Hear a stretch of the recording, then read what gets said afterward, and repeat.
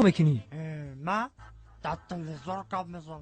خیلی بیشی همونجا کو سر میکنی بیشی. همینجا بشینم. اخبار گفت. پولت اینمونم.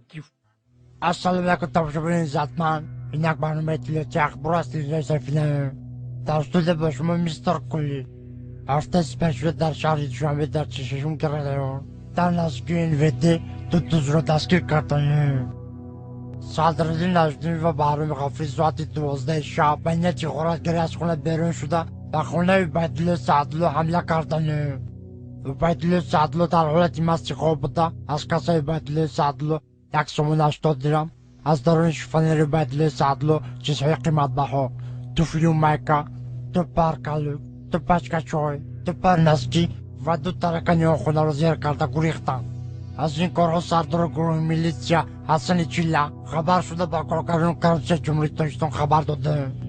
کارگردان کربسه جمهوری تاجیکستان دولتمند خال کرکیبک پرده قاسم از این کارها خبر شده.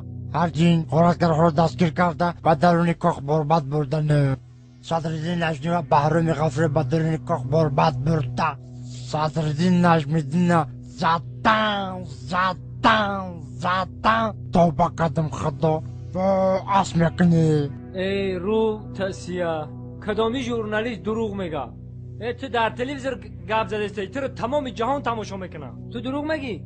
تو رو خلق بدون چیکار میکنه؟ سنگ شپت میکنه. نخود ژورنالیست دروغ بگه. چه نرو بزنی؟ تو فالبینی دروغ گفته استی.